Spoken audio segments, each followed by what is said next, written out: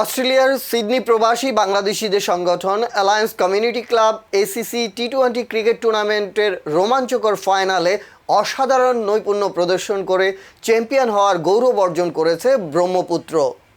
রোববার ৩ মে সিডনির বার্ডিয়ার ম্যাক্সওয়েল ক্রিক ওভালে অনুষ্ঠিত ম্যাচে ব্রহ্মপুত্রের দেয়া ১৩৫ রানের টার্গেটে খেলতে নেমে যমুনা নির্ধারিত ১৪ ওভারে ১৩২ রান করতে সমর্থ হয়। ৩ রানে জয় পায় প্রকৌশলী একরামুল হক খানের নেতৃত্বাধীন ব্রহ্মপুত্র।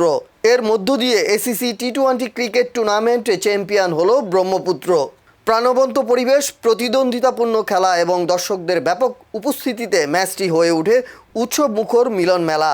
টুর্নামেন্টে তৃতীয় স্থান অধিকার করেছে পদ্মা। খেলোয়াড়দের ব্যক্তিগত পারফরমেন্সও ছিল উপভোগ্য। ফাইনালে ম্যান অব দ্য ম্যাচ হন তাবিব এবং ম্যান অব দ্য টুর্নামেন্ট হয়েছেন হীরা ও রিয়াজ।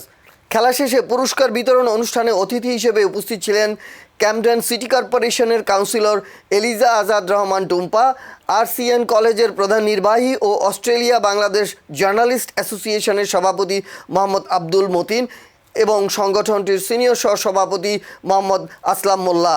পরে বিজয়ী ও অংশগ্রহণকারী খেলোয়াড়দের হাতে ক্রেস্ট এবং চ্যাম্পিয়ন দলের হাতে ট্রফি তুলে দেওয়া হয়।